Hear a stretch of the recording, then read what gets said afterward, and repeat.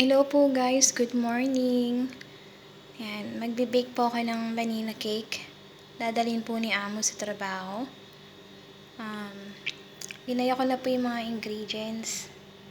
Harina, may baking powder na rin po yan. At saka half teaspoon na salt. Ito po yung 5 pieces na. Egg, 1 cup na sugar, 1 cup na milk.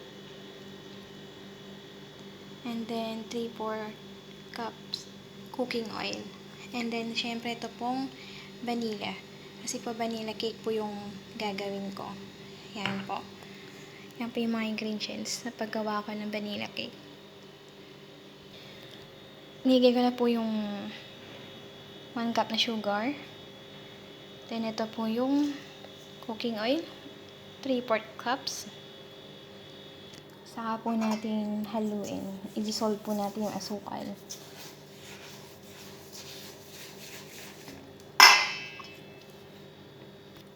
Yan. Ganin na po natin.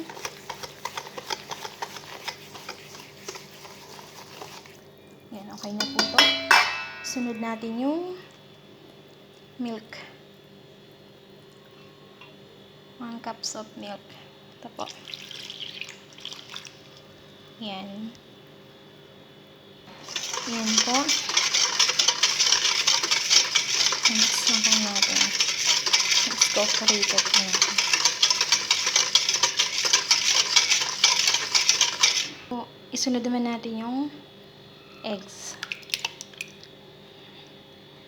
Ito pong vanilla cake na to. Simple lang po yung recipe niya. Dali lang pong gawin. I-mix din po natin ulit. Ayan, mix lang po natin maigi yung itlog.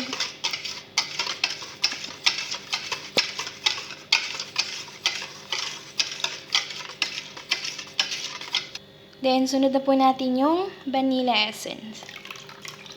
Ayan po. Mix po natin ulit. Mix lang po natin maigi.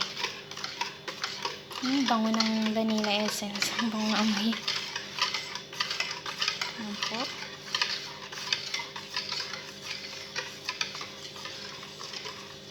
Sunod na po natin itong all-purpose flour. Ayan. Ayan na po natin lahat. And then, haluin po natin siya ulit. Ayan, ito na po siya. Haluin lang po. Mix lang po natin. Pero wag po natin i-overmix po. Ayan. Ayan po siya.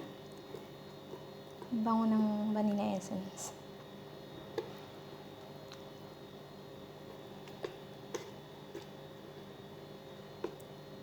Ayan. Okay na po to. Ready na po to. Isali na po natin sa paglulutuan natin. Ito na po siya. Tapos, ito po siya ilalagay sa Pyrex po. Ito po siya i-bake. Yun po yung pag-bakean ko. Nasalin ko na po siya.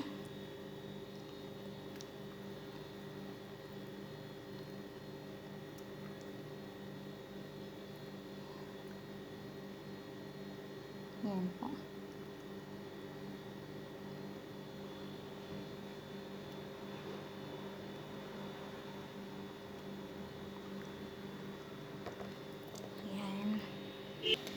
Ayan, nasaling ko na po siya sa lalagyan.